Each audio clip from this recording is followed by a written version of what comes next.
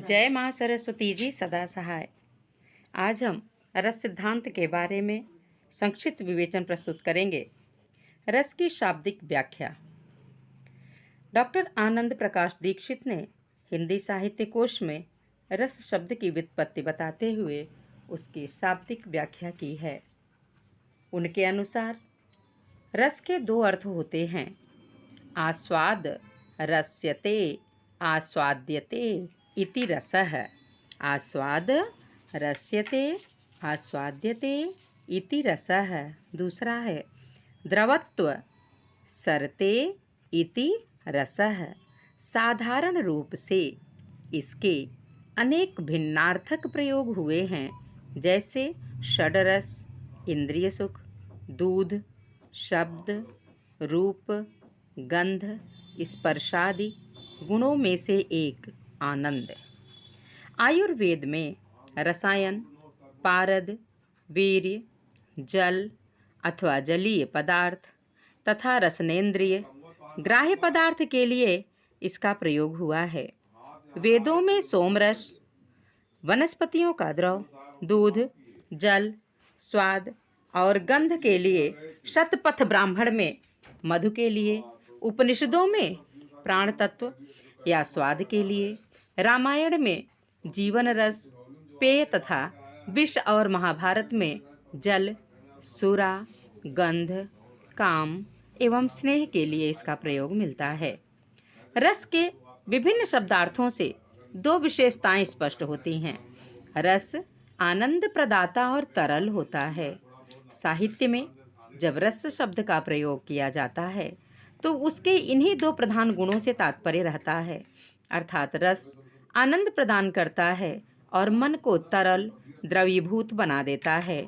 आनंद और द्रवणशीलता मानव जीवन के लिए अत्यावश्यक हैं।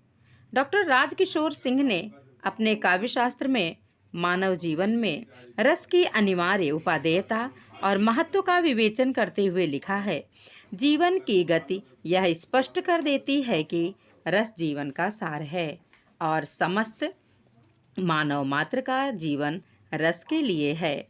जितने भी क्रियाकलाप हैं उनकी प्रेरणा और लक्ष्य, उनका उदय और अस्त रस में ही है। साथ ही साधनावस्था की भी रस की ही अवस्था है। साहित्य में भी इसी कारण रस की महत्ता सर्वोपरि मानी गई है। वेदों में रस को रसो वैसह कहकर उसे आनंद स्वरूप ब्रह्म कहा गया। इसी आधार पर वाक्यम रसात्मकम काव्यम कहकर उसी को काव्य माना गया जिसमें रसास्वादन कराने की क्षमता हो। यह रसास्वादन आस्वादक को उसकी लौकिक स्थिति से ऊपर उठा अलौकिक आनंद में निमज्जित कर देता है। इसी कारण काव्यानंद को ब्रह्मानंद सहोदर माना गया है। काव्य का रस संस्कृत के आचार्यों ने काव्य का मूल लक्ष्य आनंद प्रदान करना माना है। इस आनंद द्वारा मानव के स्थायी भाव, श्रृंगार, वीर, करुण आदि परिपक्व होते हैं और मानव का हृदय अपनी संकीर्णताओं को त्याग व्यापक, उदात्त और निष्कलुष हो उठता है। मानव जीवन में काव्य की यही उपादेयता मानी गई है। इसी कारण काव्य के प्रमुख रस वही माने गए हैं जो मानव के मूल स्थायी भावों से गहरे रूप से संबद्ध हैं। आचार्य शुक्ल ने रस और भाव के इस प्रगाढ़ संबंध को देखकर ही आत्मा की मुक्तावस्था को रस दशा कहा, हृदय की मुक्तावस्था को रस दशा कहा। रस दशा में आत्मा सारे संकीर्ण बंधनों से सर्वथा मुक्त हो निष्कलुष, उदात्त और व्यापक बन जाती है। काव्य में हमें जो आनंद प्राप्त होता है उसी आनंद का दूसरा नाम रस होता है, अर्थात रस ही आनंद है। अद्वैतवाद के अनुसार आत्मा ज्ञान प्राप्त कर माया के आवरण से मुक्त हो परमात्मा के साथ तादात्म्य स्थापित कर लेती है। आत्मा की इसी स्थिति को ब्रह्मानंद की स्थिति माना गया है, अर्थात आत्मा अपने संपूर्ण संकीर्णताओं और लौकिक बंधनों से मुक्त हो ब्रह्म के साथ एकाकार हो जाती है। उस स्थिति में अलौकिक आनंद का अनुभव करती है। काव्य के अध्ययन के द्वारा भी हमारी आत्मा संपूर्ण संकीर्णताओं और बंधनों से मुक्त हो अलौकिक आनंद प्राप्त करती है। इसी प्रकार काव्य हमारी भावनाओं के परिष्कार का सबसे सशक्त माध्यम बन जाता है और यह कार्य उसी काव्य द्वारा संभव है जो रसानुभूति कराने में पूर्ण सक्षम हो। इसीलिए रस विचारकों ने रस को काव्य की आत्मा अर्थात मूल लक्ष्य घोषित किया था। काव्य में रसानुभूति कराने की क्षमता तभी उत्पन्न होती है जब उसमें काव्य के विभिन्न भावों, भावनाओं और उन्हें अभिव्यक्त करने वाले विभिन्न तत्वों का सुचारू, सुव्यवस्थित और संतुलित चित्रण हुआ हो। उनमें भाव और रस के विभिन्न अवयव। काव्यशास्त्रीय रस सिद्धांत के अनुसार मानव के भाव दो प्रकार के माने गए हैं, स्थायी भाव और संचारी भाव। स्थायी मानव के मूल भाव होते हैं जैसे प्रेम, घृणा, उत्साह आदि। ये स्थायी भाव धीरे धीरे विकसित होते हैं और एक बार विकसित हो जाने पर बहुत समय तक बने रहते हैं। इसी कारण इन्हें स्थायी भाव कहा गया है। हर्ष, भय, रोष आदि संचारी भाव होते हैं। ये किसी परिस्थिति विशेष में एकाएक उत्पन्न होकर मानव को क्षण भर के लिए अभिभूत कर लेते हैं। ये अचानक संचरण करते हैं, इसी कारण इन्हें संचारी भाव कहा गया है। काव्य में इन दोनों प्रकार के भावों का अंकन किया गया है। संचारी भाव स्थायी भाव को पुष्ट करने के प्रधान साधन माने गए हैं। रस सिद्धांत के अनुसार विभाव, अनुभाव और संचारी भाव के संयोग से भावों का उद्वेलन होता है। यही तीन रस के अवयव माने जाते हैं। इन्हीं तीनों के पारस्परिक संयोग से रस की उत्पत्ति होती है। इसी सिद्धांत की स्थापना करते हुए रस सिद्धांत के प्रतिष्ठाता भरत ने अपने नाट्यशास्त्र में लिखा था कि विभावानुभाव व्यभिचारी संयोगाद रस निष्पत्ति ही, अर्थात विभाव, अनुभाव और व्यभिचारी भाव के संयोग से रस की निष्पत्ति होती है। रसोत्पत्ति की इस प्रक्रिया को समझने के लिए हमें विभाव, अनुभाव और संचारी भाव किसे कहते हैं यह अवश्य जान लेना चाहिए।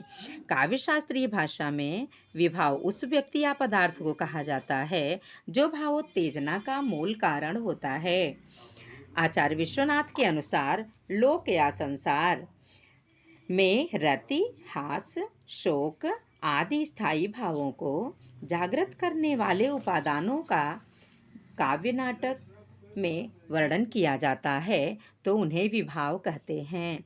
विभाव के दो भेद माने गए हैं, आलंबन और उद्दीपन। भावनाओं को उद्वेलित करने वाले उपादान को आलंबन कहते हैं। जो अनुकूल परिस्थितियां भावोद्वेलन में आवश्यक होती हैं उन्हें उद्दीपन कहा जाता है। आलंबन और उद्दीपन के सम्मिलित रूप से जिस व्यक्ति के हृदय में भावोद्वेलन होता है वह आश्रय कहलाता है। किसी व्यक्ति के हृदय में किसी प्रकार के भाव या भावों का उद्वेलन होता है, उसकी शारीरिक और मानसिक अवस्था में एक विशिष्ट प्रकार का परिवर्तन होता है। इसी परिवर्तन को बताने वाले चिन्ह या संकेत अनुभाव कहे जाते हैं। इन अनुभावों की सहायता से ही हृदय में स्थित भाव की व्यंजना अर्थात प्रकटीकरण होता है। हृदय में स्थित मूल अर्थात स्थायी भाव के बीच बीच में परिस्थितियों के अनुसार विभिन्न प्रकार के अन्य भाव उदय और नष्ट होते चलते हैं। ये गौण भाव होते हैं जो अचानक उत्पन्न हो जाते हैं और परिस्थिति बदलते ही स्वतः नष्ट भी हो जाते हैं। इन्हीं क्षण स्थायी भावों को संचारी या व्यभिचारी भाव कहा जाता है। ये संचारी भाव स्थायी भाव के विकास में सहायक बन जाते हैं। संपूर्ण उपादानों को रस का अवयव माना गया है। रस के ये विभिन्न अवयव जब क्रमिक और सुव्यवस्थित रूप में उपस्थित होते हैं तभी रस का पूर्ण परिपाक हुआ माना जाता है। रसोत्पत्ति की इस प्रक्रिया को संक्षेप में कहा जाए तो स्थायी भाव आश्रय के हृदय में आलंबन द्वारा उद्दीपित, उद्वेलित तथा संचारियों द्वारा पुष्ट होता हुआ अनुभवों के माध्यम से अभिव्यक्त होता है। जब पाठक इस स्थायी भाव की अनुभूति करने लगता है उसे ही रसानुभूति कहते हैं। जनक वाटिका में सीता सखियों सहित पुष्प चयन करने जाती है। वाटिका पुष्पों से भरी हुई है। प्रातः काल का पावन समय है। शीतल मंद सुगंधित वायु बह रही है। उसी मादक वातावरण में सीता को पुष्प वाटिका में पुष्प चयन हेतु आए हुए देखकर सीता राम को देखकर मंत्रमुग्ध सी रह जाती है। राम का सौंदर्य उन्हें अभिभूत कर लेता है। इस प्रेम भावना में उद्वेलित हो सीता को रोमांच हो आता है। उनका मुख भावोत्तेजना के कारण लाल हो जाता है। रस सिद्धांत के अनुसार यहाँ राम आलंबन विभाव हैं और वाटिका का मादक वातावरण और राम का सौंदर्य उद्दीपन विभाव, इन दोनों के सम्मिलित प्रभाव से सीता के हृदय में राम के प्रति प्रेम भाव उत्पन्न होता है। इसलिए सीता आश्रय हुई। उनके हृदय में उत्पन्न होने वाला स्थायी भाव प्रेम है। इस प्रेम भाव के उत्पन्न होते ही सीता का रोमांचित हो उठना और उनका उत्तेजना के कारण उनके मुख का लाल पड़ जाना अनुभव माने जाएंगे। परंतु सखियां साथ में हैं। सखियां के इस प्रेम भाव को ताड़ न जाए सखियां, इसलिए सीता के मुख पर भय और लज्जा के भाव आ जाते हैं। ये दोनों भाव क्षण भर के लिए रहते हैं, इसलिए इन्हें संचारी भाव माना जाएगा। इस प्रकार सीता के हृदय में प्रेम भाव की रसानुभूति होने लगती है। काव्यशास्त्र में काव्यानुभूति को रस कहा गया है। अभिनव गुप्त ने इस रस की विशेषताएं मानी है। कहते हैं वह कि समस्त विघ्नों से निर्मुक्त, संवित्ति, चमत्कार, निर्वेश, रसन, आस्वादन, भोग, लय, समापत्ति, विश्रांति आदि। विश्वनाथ के अनुसार रस की विशेषताएं इस प्रकार मानी जा सकती हैं कि सत्वोद्रेक, स्वयं प्रकाशानंद, अखंड, चिन्मय, वेदांतर स्पर्श शून्य, ब्रह्मास्वाद सहोदर, लोकोत्तर चमत्कार प्राण, स्वकारावत आदि अभिन्न आस्वाद रूप।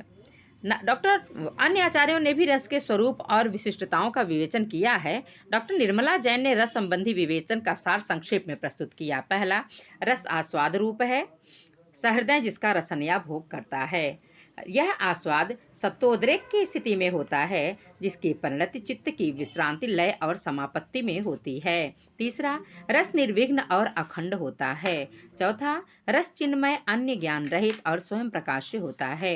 पांचवा, रस लोकोत्तर चमत्कार प्राण है। छठा, रस ब्रह्मास्वाद सहोदर है। ऐसा यह रस सहृदयों को आनंद प्रदान करता है। उसी प्रकार जैसे नाना प्रकार के व्यंजन खाने से मनुष्य नाना प्रकार के रसों का आस्वादन करते और आनंदित होते हैं, रसास्वादन की यह प्रक्रिया मानसिक होती है। भरत मुनि का कहना है कि नाटक का अभिनय देखते समय प्रेक्षक नाना प्रकार के भावों और अभिनयों के द्वारा व्यक्त किए गए वाचिक, आंगिक तथा सात्विक अभिनयों से युक्त स्थायी भाव का आस्वादन करते हैं और हर्षित होते हैं। काव्य के इस रसास्वादन के लिए मन की एकाग्रता अनिवार्य होती है। संक्षेप में इस रसानुभूति को आत्मानुभूति का रसास्वादन माना गया है। रस की यह अनुभूति न तो पूर्णतः लौकिक होती है न आध्यात्मिक, परंतु इस अनुभूति में अंतर्निहित चमत्कृति लोक से भिन्न अवश्य होती है। इसी कारण रस को लोकोत्तर चमत्कार प्राण कहा गया है। यह चमत्कार आनंद प्रदान करता है। रसास्वाद लौकिक भावों पर आधारित होने के कारण आध्यात्मिक आनंद से भिन्न है। दूसरी ओर प्रत्यक्ष ऐहिक भोगास्वाद से उच्चतर एवं सूक्ष्मतम भूमि पर अवस्थित होने के कारण इसे लौकिक आनंद भी नहीं माना जा सकता। वस्तुतः रसानुभूति लौकिक और आध्यात्मिक आनंद की मध्यवर्ती परंतु विलक्षण सी स्थिति होती है।